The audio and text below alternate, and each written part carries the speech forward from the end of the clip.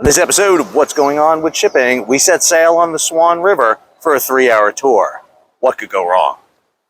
So the plan was to film the entire episode on board the cruise ship James Sterling as we went down the Swan River from Perth to Fremantle. That did not work. We had issues with the audio. It was loud, got water, motor sounds, people were walking by. It was lousy audio quality. So instead, what I'll do is superimpose for you here this video, which is departure from Fremantle. We were right down by the Lewin and down by Gage Brew, where we had the event last night. And it was a fantastic time. We had about 35 people show up down there. It was great. I can't tell you how much fun we had with that. So first story here, talking about containers. Let's talk about this story from GCAP. This is Mike Schuller talking about John McCowan's latest report showing a 6.6% decrease in container imports in September across the top 10 U.S. ports. Now, John McCowan is predicting a really bad Q4 because of issues involving the tariff and the massive amount of front loading that is bringing all the containers in early before the tariffs hit. On the flip side, you have this Descartes story that's talking about, yes, a decrease. Matter of fact, they're saying 8.4% across the entire United States. But one of the interesting things they note is overall for the year to date, to the end of September, U.S. container imports are up 1.9%. And as a matter of fact, if you look at the month of September, while it did plunge, it's still the third highest month in history for container imports. It's only exceeded by 2021 and last year. Now, while containers are down in terms of imports into the U.S., they're actually up worldwide, and you can see that in the freight rates. Drewry reporting a 3% increase in their World Container Index. Over at the Shanghai Index, we're seeing a 7% increase. Now, obviously, everybody's thinking that's going to be soft. We're going to see that go down. But this is the second week, at least for Drewry, we're seeing an uptick in rates. Now, that's following a 17-week decline. Next, U.S. port fees, which went into effect on October 14th. We are still seeing shipping lines like COSCO and OOCL that have Chinese-owned, Chinese-operated vessels coming to U.S. ports. We have not seen the massive diversion, or at least the full diversion, of ships coming in. Now, there has been reshuffling. We know a lot of the major carriers have moved Chinese-built ships off U.S. service and repositioned them over to serve other areas, particularly over to Europe. But the major ones are still on the way here. I should also note that we're seeing a lot of Chinese bulkers come in. Now, you need to caveat that. There is a cutout for Chinese bulkers.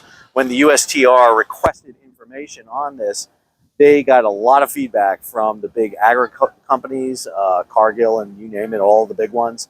And one of the things that it said is if you come in empty into the U.S., and even though if you're a Chinese-owned, Chinese-built bulker, you're going to be exempt from those U.S. port fees. But we're seeing U.S. port fees being levied against Chinese-owned, Chinese-built ships. Same time, the Chinese are doing the same things against the Americans. Next, we have this story about the Red Sea and the fact that Red Sea passages, specifically Bab el-Mandab passages, are down 5% from September. So even though we have the ceasefire between Israel and Hamas in Gaza, we are not yet seeing the increase in shipping going through that area. And I will tell you, we're not going to see it. The big shipping lines are not going to go through until they get assurances about that. And more importantly, they're not going to pay that war risk insurance to go through that region and take the chance. They much rather go around Africa. Add to it that there's another story, don't have it included here, but that scrapping is down still right now. There's a lot of excess capacity out there. And one of the things that they will have to do before they start routing through the Red Sea, that shortcut, and start reducing the number of ships they need is get rid of some ships, and that means scrapping. Plus, there's a whole issue at play now with the net zero framework not being passed. What do you do with these dual fuel vessels? Because you have to have spots where you can fuel those vessels. If you can't fuel those vessels, then you can't use them on those elongated routes. Other story is this one. Chinese boxship construction is up. So the Chinese are the leading builders of container ships in the world. They right now hold 75% of all orders for container ships. Yes, we're seeing orders being placed for the first time in places like Vietnam and India for container ships, but China is still the behemoth that there is. This is one of the reasons why the U.S. has implemented a lot of its policies to try to curtail some of that shipbuilding in China because it just seems to be growing unchecked at the expense of not just the United States, but Europe, Japan, and Korea. I should note that I am leaving here tonight, matter of fact, in a few hours from Australia. I will be back in the United States Sunday night. I get to teach at beautiful Campbell University in North Carolina on Monday, but Tuesday morning, flying up to Washington, D.C. to give testimony on shipbuilding programs in the United States to Senator Cruz's committee on commerce, specifically the subcommittee on Coast Guard, Maritime, and Fisheries. I was invited by Senator Sullivan from Alaska, so I will have that testimony up for you once it is posted via the committee and YouTube. I want to give a huge shout out to everybody who supported my trip down here. Pilbara Ports, Sam Miskini, the CEO there, Claire Luger, all of the people there at Pilbara did a great job for me. I can't say how much fun I've had here this week in Western Australia. Perth, Fremantle, Freo, Port Hedland. I'm probably the only person in history who's ever had a great time in Port Hedland.